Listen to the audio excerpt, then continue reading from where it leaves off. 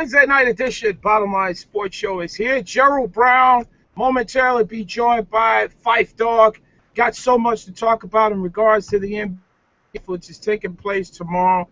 A lot of moving parts, and the key thing about this whole situation, which makes it so interesting and entertaining, we haven't had this in a while. So much, you fix the collar and everything. So much intrigue. What would people do? Nobody really knows. There's no clear-cut number one. We did have something like this last year. However, it's a different scenario because allegedly this is the deepest draft that we've had in quite some time, let alone some people can argue that this will perhaps be the greatest draft of all time. So it's going to be taking place tomorrow. We'll be breaking that down. We'll also be getting you set up and caught up on all the latest happenings. The Knicks made some moves. We'll talk to Nami Nola, Knicks blogger. Check them out. His stuff on BeelineSportsShow.com. We'll find out. The Knicks made a trade. First of many trades that we anticipate to take place starting tomorrow. The Knicks are trying to get out, and a trade that I'm still scratching my head about. Because it just doesn't make any sense at all with the move that they made. Also, LeBron James. And, how interesting is this that LeBron has really utilized, LeBron James is doing what Brett Favre did for the NFL towards the tail end of his career. He's extending the offseason to make it a game that we follow the news 365 days a year. Think about it this way. It's not like it was any surprise. We knew that because of cap purposes, LeBron, Chris Bosh, Dwayne Wade, all those guys were going to have to opt out. So it doesn't come as any surprise at all. Nevertheless, we've been talking about it since it happened. It was breaking news Monday. But this is good for the NBA. This is very good. Yeah, you can clap on that. This is clap. It's very good. I think it's enormous for the NBA twofold because you're making the game something that's going to transcend to perhaps, the offseason. Now people will follow the game 365 days a year, hopefully. Look at the NFL. What happened when you had a situation occur with Brett Favre? Everywhere Brett Favre went, everybody wanted to find out where he was going, what he was doing, who he was going to sign with. That type of attention really escalated the fact that you kept the game on the tip of everybody's tongue, people's tongue, in the offseason. And now you have this enormous draft. You have trades that are going to happen. You're having free agency with LeBron as well as a guy like Kevin Love, all in the mix, Carmelo Anthony. This stuff is going to drag on. And keep in mind, unlike the NFL, when free agency hit in the NFL, guys are signing instant. It's just instantaneously. Guys don't want to never be let out of the practice facility or the location if they're visiting a team. Teams just don't want them, let them out of the facility. They want to get a deal. We're not going to have that take place with basketball. When you have the marquee guys like LeBron and Carmelo, those are the guys that's pretty much LeBron's going to set the table. He's going to set the tone in which direction free agency plays out. So it should be really interesting to see how that progresses. But it's going to be really interesting. And as I mentioned, a gentleman joining us, he knows the ins and outs of everything associated with the New York Knickerbockers. Nami Nolan is joining us. Happy birthday, Nami. Going on, Gerald? How you doing, man? Thank you. 31, I'm catching up to you. Oh, no, you're not catching up to me, man. You're not catching up to me. So, Nami,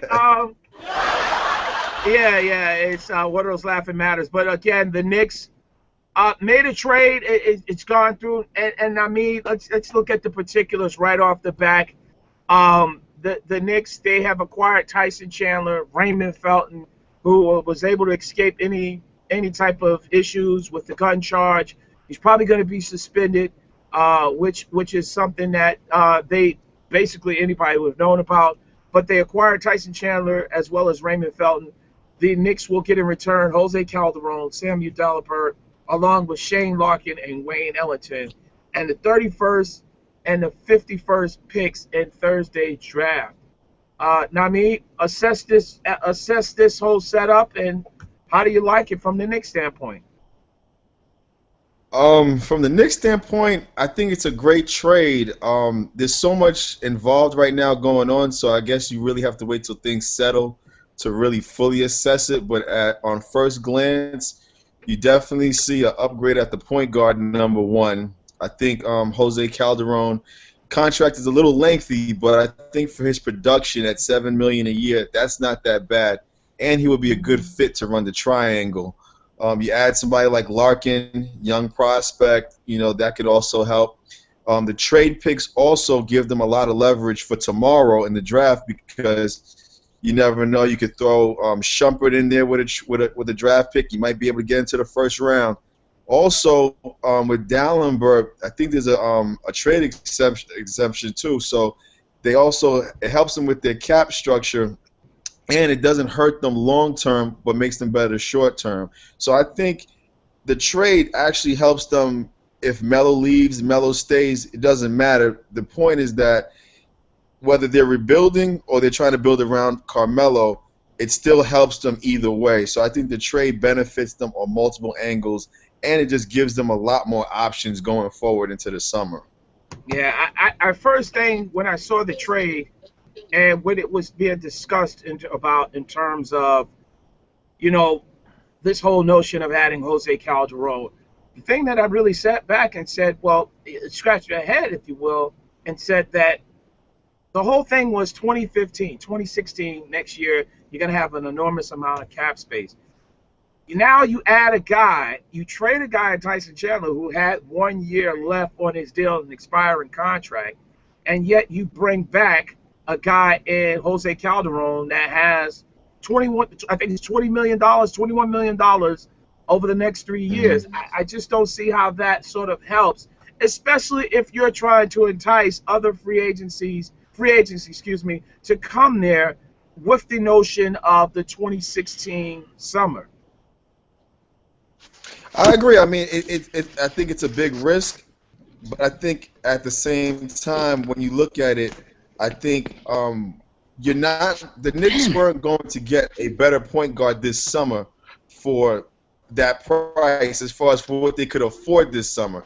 They were probably in the field of like for Jordan Farmer and that caliber of point guard. So I think the fact that they got a decent point guard for a decent amount of money, even though it is pretty lengthy, it's not bad. Also, you have to remember, too, is that Calderon has played with Bargnani in the past, along with the fact that he's been on Olympic teams with Marc Gasol and Pau Gasol as well.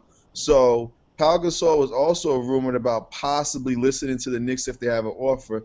Now he might be a little bit more interested with playing with the likes of one of his teammates from the Olympics. So I just think that in a way, like I said, maybe Calderon isn't the right point guard for right now. Maybe he is, but I do think the Knicks won the trade and it improved their team, and I think that's a big deal for the Knicks because the Knicks haven't won a trade in a very long time. So I think it actually helps them. Yeah, we have Fife. Fife will be coming right back on. I disagree with you because the thing is, it's if you will, with the Knicks joining us here, Nami Nolan, one of the things about it is they can't stand pat and stay true to form.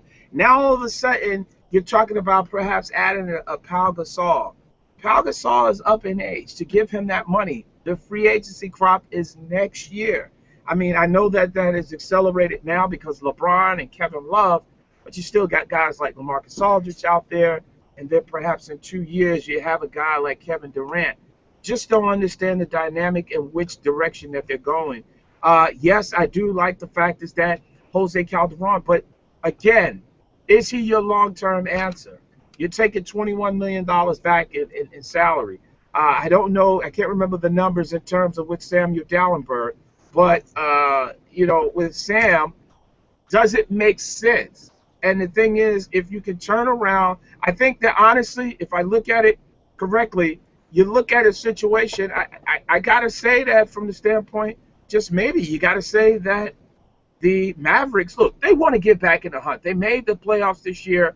They gave a San Antonio Spurs a run for their money, and now you're in a situation where you don't want to rebuild. Signing a guy like Jose Calderon, that was a lot of money. But then on top of that, you had Samuel Dallenberg, who, yes, he has $3 million that's owed to him next year, and that's that. Meanwhile, you got Wayne Ellington, who's just, again, throw in pieces to the whole equation. But I just think that, again, I think that Dallas won it, and still they position themselves very well to be able to possibly get a guy like a Carmelo Anthony there. So it's just really interesting to see how it goes. Yeah, I mean, like I said, I think we have to just basically give it at least till the draft. I think that there's a lot of things that still have to be worked out. I still think the Knicks are definitely going to make a few more moves, especially in regards to trades and moving maybe a couple of pieces around, maybe a Shumpert, maybe even a Bargnani if possible. So I think we still have to wait it out and see exactly how it plays out. But again, I think, getting at least an established point guard, which is something that they probably would have went into the season without, because they don't have enough money to sign one in free agency. I think that at least helps. And I think with Phil, I don't think Phil is more caught up in actual superstars per se as more than he's caught up in players who can play within the triangle system. I think he's stressing the fact to the team, to Carmelo, to Derek Fisher, that he wants players that are intelligent and that can play within the triangle. And I think if you're a superstar or if you're a role player, it doesn't matter. I think he really just wants that. And I think that's what he's going for. And so we're just gonna have to wait and see and trust, the Zen Master to see if it could all work out. Yeah, it's really going to be something interesting because, again, so you're really looking at this here on the Bottom Line Sports Show, not me, Nolan. We got Pfeiffer's getting himself all set up. Again, we'll get his thoughts and opinions on his team, the New York Knickerbockers. One of his teams. I think he got like 8 teams. But the whole notion with the Knicks, so you really feel a gut feeling that now they have the pieces. They are a part of the NBA draft, which I thought was essential to be a part of, the 31st and the 51st. This is a deep draft. Iman Shumpert, are you willing to sort of mortgage a guy like Shumpert in terms of really just trying to get a first-round pick? And do you think that gut feeling, how deep, how high of a pick will he sort of really bring back, I think it's possible though, because if you look at it like this, if you could somehow put together a package of, let's say, Iman Shumpert and let's say the 31st pick, you could easily get your way into at least anywhere between maybe the 19th to the 30th pick, if possible, depending on a team that might have multiple first-round picks. So I think it's a possibility, and I think before this trade, that wasn't a possibility. So I think now it gives the Knicks options, and that's one thing that I think the Knicks have lacked so many times, especially after trades, is that they never seem to have options. It's always, if this trade isn't successful, we're done. And I think now, at least now, we can say, hey, look, we can move some people. We can maybe a trade isn't available now, but maybe after the smoke clears with everything going on with the free agency, maybe something might open up down the line. I think those are the things now with the new management in place that are more accessible than before. I think before it was just let's make a deal, hope that it works. If it doesn't, we're screwed. Let's make another deal to make it even worse, because we messed up the last trade. And I think this deal helps them as far as at least with some flexibility in the present and in the future. And, of course, they upgrade their team. I think getting a point guard was essential to this summer. And I think getting somebody who could actually run a system was even more essential. So I think the fact that they killed 2 birds with 1 stone, and I think Calderon is going to help them in the short term. Yeah. Fife, you ready? Fife is all set up. Fife. He's still organizing stuff. I think again he's in the green room, whatever, getting himself situated. Give me a guy in the first round of tomorrow night's NBA draft, and I need that you said would be ideal. Don't give me Jabari Parker. Don't give me Andrew Wiggins. Give me a guy that you would feel would be perfect for your New York Knickerbockers moving forward. Uh, it depends. I mean, it really it's so early. I really can't really say. I mean, possibly maybe Ennis. Possibly. I think maybe they could upgrade again at the point guard spot. It might be something where they want to draft a young point guard. It could just go so many ways. I really don't have an idea of what they might do, but I think that it's going to be either a point guard or it's going to be a big man. I think, um, the Knicks have talked about probably going big. I doubt that they'll, draft any wing players or anything like that. I think they're even going to go after a center or they're going to go after a point guard. So, but it's still, you just don't know right now because the deal, again, is still being worked out, and there's so many different angles this thing can go. They might try to trade. Like I said, they might try to put Bargnani in a trade with some draft picks. I mean, you just don't know whether they say, hey, look, maybe we have a deal to get another player for right now, and maybe not think about next year, and maybe say, well, hey, look, now we could pair this person up with Carmelo. This trade, I think this draft and this free agency is going to be very similar and very chaotic in comparison to 2010. I just think there's going to be a lot of movement. There's going to be a lot of different things thrown out there, especially LeBron opting out, and I think it's making things even more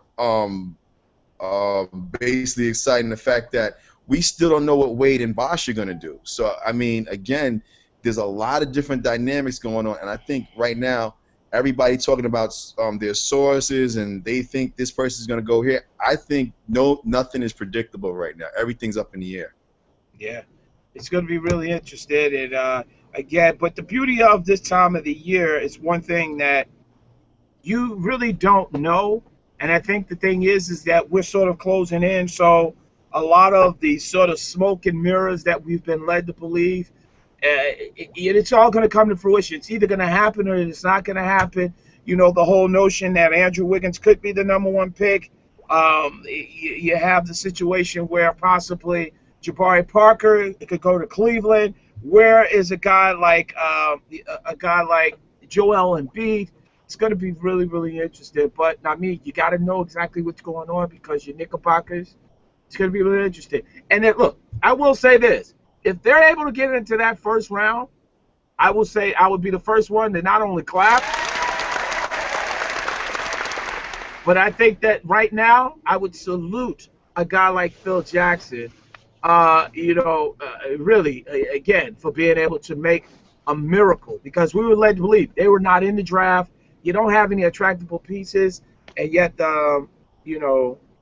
it was one of those things where, it just really didn't seem that way. So I think that it'll be great.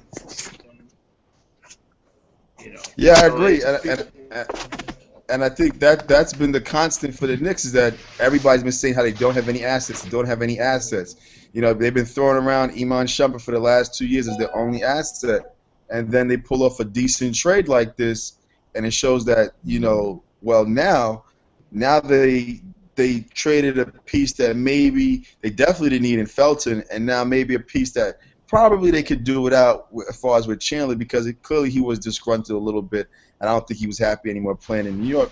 So now you can move them, and now you still have other pieces, that you can move around and bring and add talent. So I think it's just a good deal all the way around, and I think it's just going to make even tomorrow even more dramatic because if the Knicks could find a way to get into a first round, you basically have to say that Phil Jackson has worked a miracle because nobody the whole knock on this year was that Carmelo cost the Knicks with that trade a first round draft pick and they didn't make the playoffs and how it was a terrible deal and that the Knicks got nothing out of it. So the fact that the Knicks could possibly get a first round draft pick, that would be almost amazing. yeah. It should be really interesting to see how it all plays out. I mean, always a pleasure, man, talking with you. And I know that, again, we'll probably be talking real soon in terms of what's going to Oh yeah. happen with the Knickerbockers and what they're going to be doing moving forward. Listen, do me a favor because I'm going to definitely shout them out tomorrow. It's your dad's birthday. Family, nothing but great, great people, man. Close, near and dear to my heart, man. And definitely, you see Pfeiffer's over there. He's trying to figure things out. So we got to figure things out with Fife. But, you know, we see you, Fife. We see you, Fife. Fife, we see you. We see you, Fife. We see you, Fife. It's the Knicks hat. It's the curse of the Knicks hat. Turn your sound up. It's the curse of the Knicks hat. Oh man, It's the curse of the we Knicks hat. can't get right, man. Yeah, that's it. That's what it is, man. It's not that, Yeah. you know, it's one of those things. You're muted. Turn your mic up. Turn your mic up. We see you. Take the Knicks hat off. It's the Knicks hat that do it to you all the time. It's the Knicks hat that'll do you to you all the time and stuff. But listen, I mean, hey, so again, who do you think will be the #1 pick? I'm gonna go with Jabari. I think it's smoke. I think it's a smoke. I think Jabari's going first, and I think Jabari might actually get traded, but I think Jabari's going first. Yeah, they said that he's been again running around eating. They had a picture of him eating some pizza and stuff like Eating some that. He came to work. pizza. Yeah, 250 and stuff. I'm like, whew. But it's gonna be really interesting to see how it plays out. I think he's the most. I think he's the most ready between him and Wiggins to make an immediate impact on a team. I think his offensive prowess is going to be definitely effective in the beginning in both of their NBA careers. I think Wiggins is going to be a little bit more of a project. I think maybe long-term Wiggins, but I think as far as immediate impact, I think Jabari's going to have that. Yeah, it's definitely gonna be something interesting to see how it plays out. Hey, Nameed, really appreciate the insight. Listen, we got to do this next No week. doubt. We got to recap the draft. Will do. We got to find out what's going on with Melo. We've got to find out what's going on with the Knicks. Again, enjoy the birthday. Dad's birthday. Appreciate it. Family doing good. Yeah, my daughter's birthday is actually today too. It's back to back to back. Wow. Daughter's birthday today. I know, it's crazy. Wow. All right. You're almost All right, like Joe. me. You're almost like me. You got to spend a lot of money around this time of the year. You always got to do it. But they deserve it. Hey, Nameed, I appreciate you, man. Definitely be talking real soon.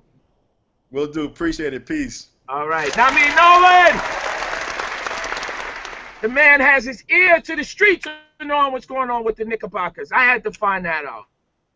So as Fife is having a little technical difficulty, we're trying to get Fife to understand that his mic is muted. So all he has to do is unmute his mic, and he would be good to go. But still in all, this draft is going to be really interesting. I said that before. And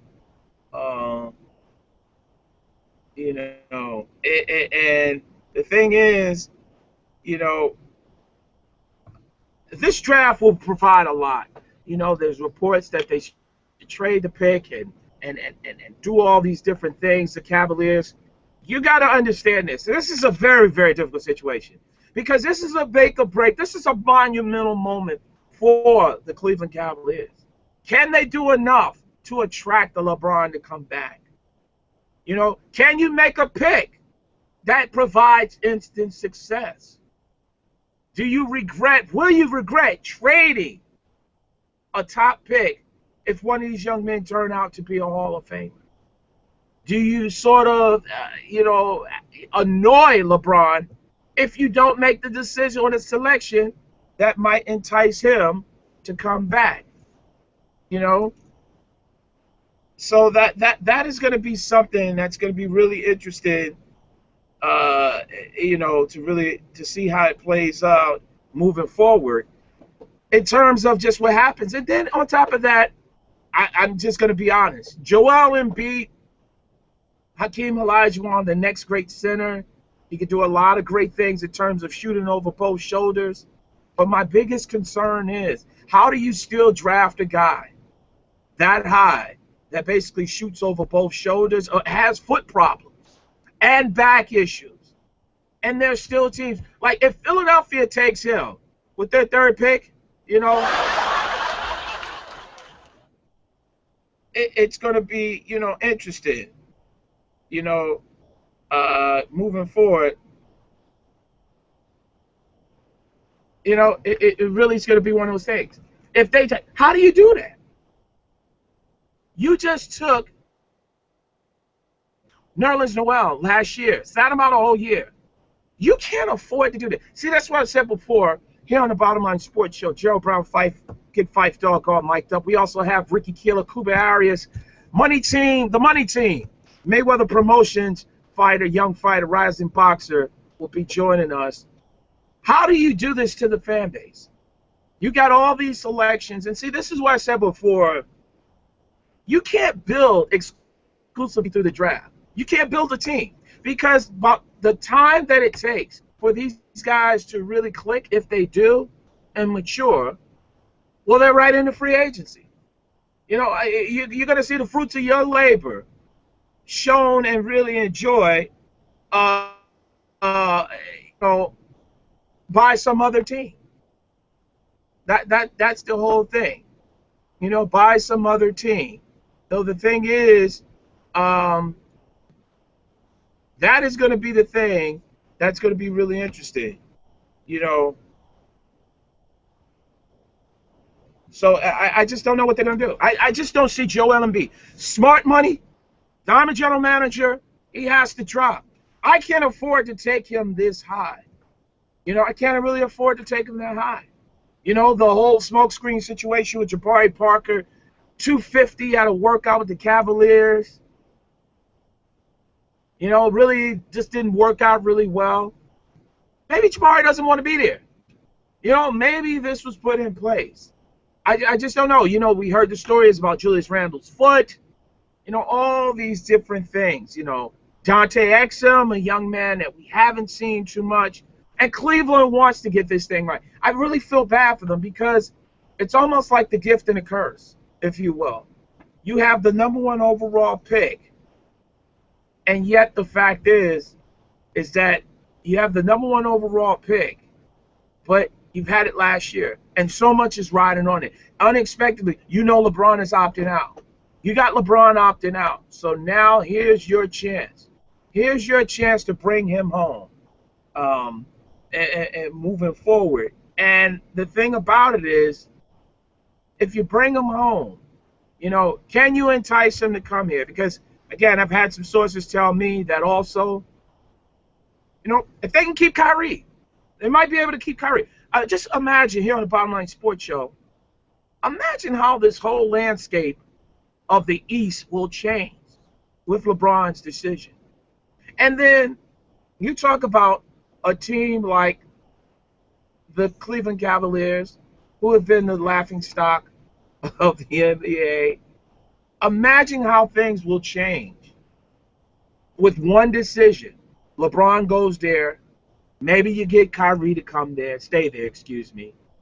And now you have the pieces right there if you keep Andrew Wiggins or Jabari Parker.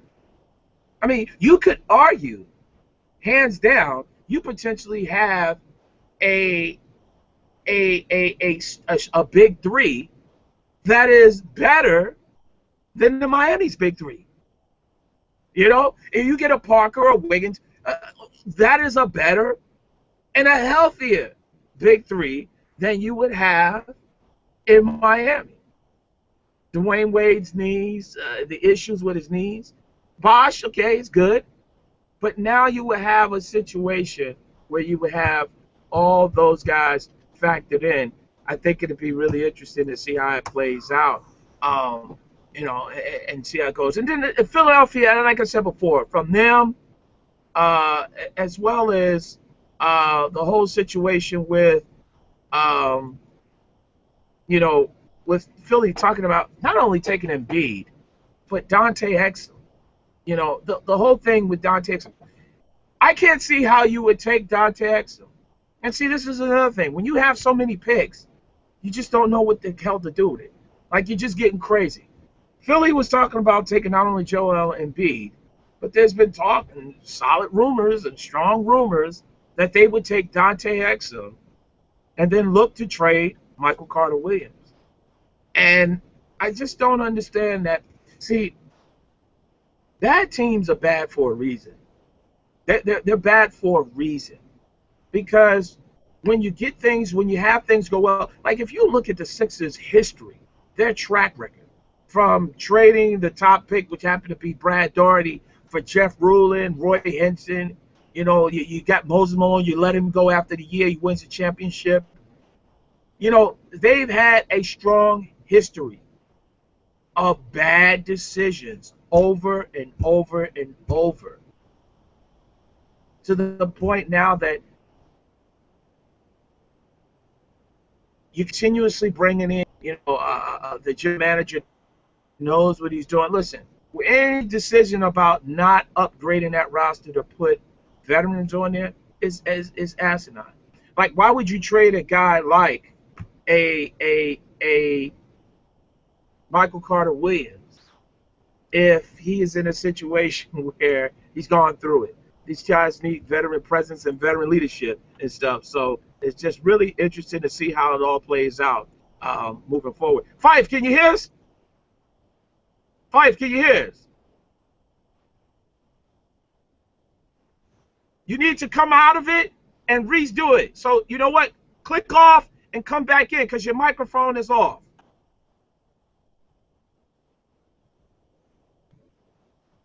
Come out. There you go. No, just get off completely and come out again.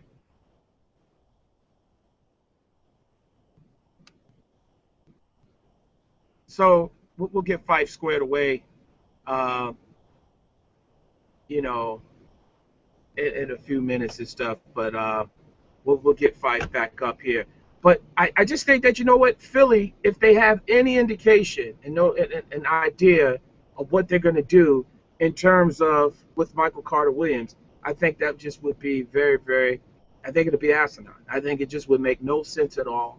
And one of the things about it is, this is one of these drafts that you got to start putting the onus on these general managers. General managers, the decisions that they make. Not the players, it's the general managers. General managers and the decisions that they make. Dante Exum seems like a very, very talented young man, a young player and stuff, but the question will be and will remain, you haven't seen enough of him play. And I understand this whole notion, the whole notion of, that you don't need that much to see him play. But the thing is that at this time, you need to evaluate it. And it's going to be really interesting. Dante Exum, it's so many mysteries. We've seen a guy like Andrew Wiggins. You've seen Jabari Parker. I haven't seen that much of Dante Exum. And people have said scouts have seen him only play a couple of times.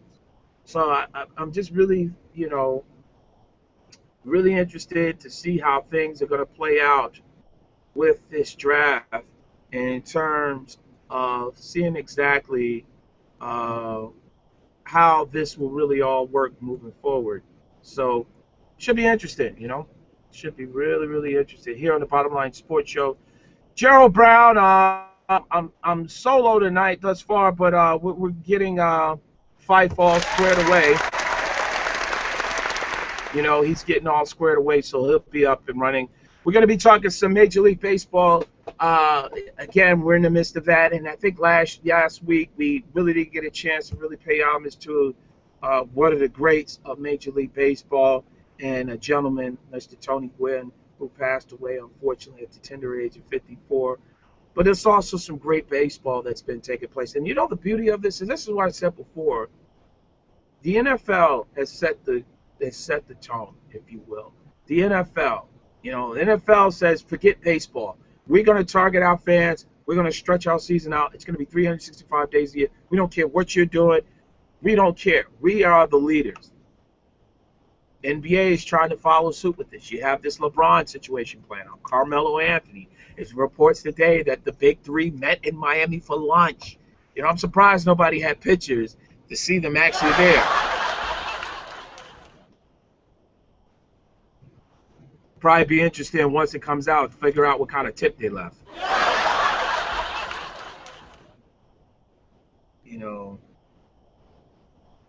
You know, so it's going to be really, really interesting to see how it's going to be. Uh, it's going to be really interesting to see how it all plays out here on the Bottom Line Sports Show.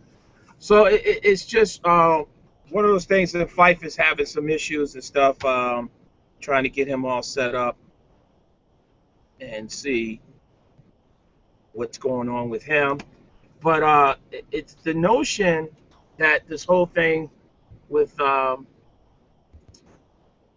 whole notion. I just keep going back to this whole thing with the draft. It's going to be really interesting to see how things play out in terms of just how things will work out with the player, the right selection.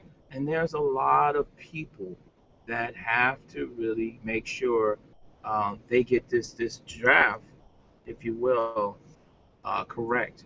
They have to make sure they get this draft correct because um, this is going to be changing. It's just really, really going to be very interesting to see how it all plays out. And if they don't make the correct decision, it's going to be really interesting to see how it all plays out. Dennis Roberson is joining us. Put a shirt on. Put a shirt on. Looking good and feeling good. Looking like Medgar Evers with that part. We shall overcome. What's up, man? I'm doing good, man. I just walked in as hot as the devil outside. My apartment's even hotter. But I said my main man's on the line. I didn't get a chance to be in the room for a few weeks. Those San Antonio Spurs, I know I'm a little late, but we still celebrating over here. We got the confetti on it. It's going down, Jack. You better respect the big three. Respect Popovich. You better respect the best organization in the NBA. Now, I just heard you talking about them three suckers down in Miami having lunch together talking about what they're going to do. They ain't going to do nothing. Wow. They gonna sit there and discuss how they gonna get coordinating outfits for their summer trip somewhere. They ain't gonna do nothing. You know what I'm saying? But in all seriousness, I think LeBron's coming back.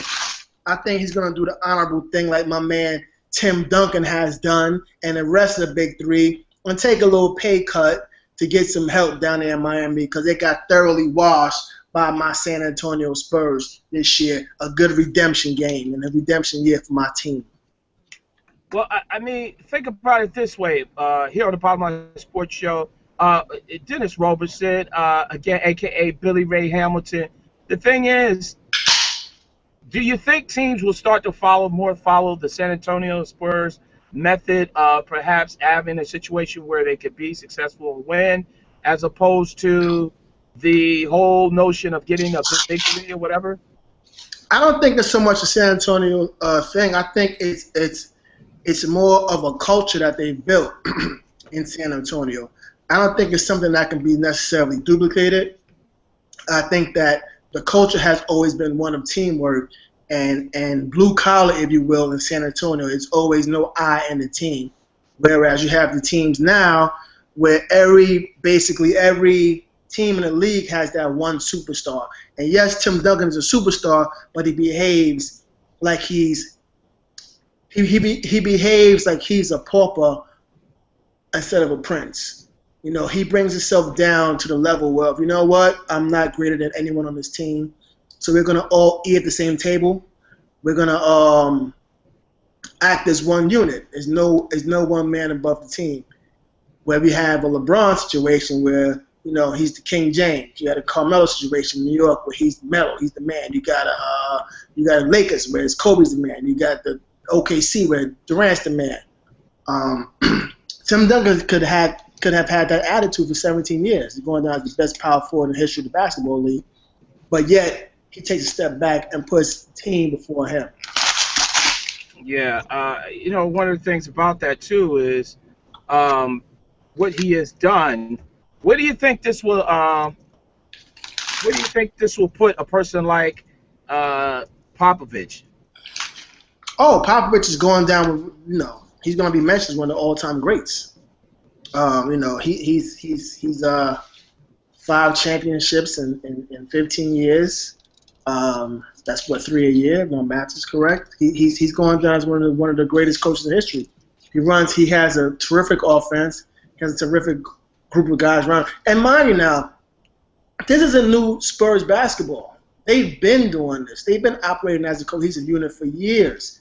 Terry Cummins, Vinny Del Negro, David Robinson, Chuck Person. They're going back. They've always operated as a cohesive unit. They just never had the talent around them, per se, to get them over that hump. So this is nothing new. And for an organization trying to take that now, try to adopt that style, it's going to be very difficult because, again, we're living in a me society, a me world. I got to get mine. What's that money about? That kind of society right now where people are selfish.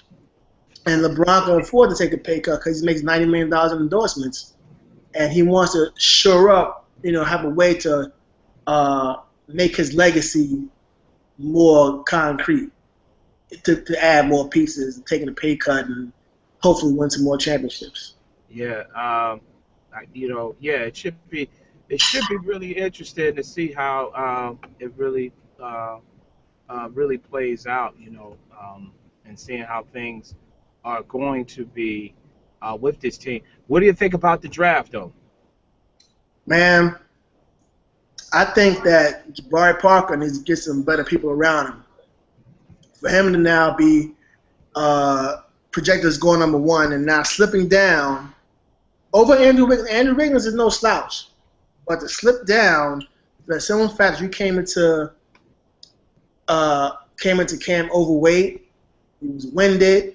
You're a 19-year-old kid. How do you get out of shape in 3 months? How do you gain 17 pounds in 3 months? You've been playing this level of basketball your whole life. Your metabolism has to be at a jet engine level, which means you sat around for 3 months and you did nothing but eat Slim Jims and drink Big Gulps and didn't work on your game at all. So that says something about his work ethic. That says something about GMs and owners are going to view him. And will he take this attitude when he gets that payday? All right, now I'm going to take some time off because I've cashed out. I don't got to put in that work anymore. Whereas Andrew Wiggins came prepared. So, I mean, we're going to see how it plays out. It may be all cheap talk, now until they get on that podium. But, we're going to see, man. If the Heat can get Shabazz Napier from UConn and LeBron decides to stay, they're going to be in the next year anyway. But that just won't. I just don't think that, again, where you put a lot of the pressure on people, it really comes down to, if you think about it, I think it comes down to the fact is that general managers are going to have to make smart decisions, in terms of what they do and, and making the smart decisions. Because, this whole notion of really still taking a guy like Joel Embiid that high in the draft, I'm having an issue with that. I think that, that is something that is really puzzling to me, in terms of really having him be in a situation where possibly he's going to, again, be in a situation where possibly he's going to be taken out and stuff like that, Right. So I just think that it's going to be really interesting to see how it plays out. In terms of the Knicks, what do you think about the Knicks trade? I think that, that my man Tyson Chandler is ecstatic, jumping for joy right now. That he's going from a losing organization to a winning organization and one that he's familiar with. I think Mark Cuban is a fantastic owner. and he does things to try to make his team better. And I'm not in love with Raymond Feldman, but for Tyson Chandler to go back into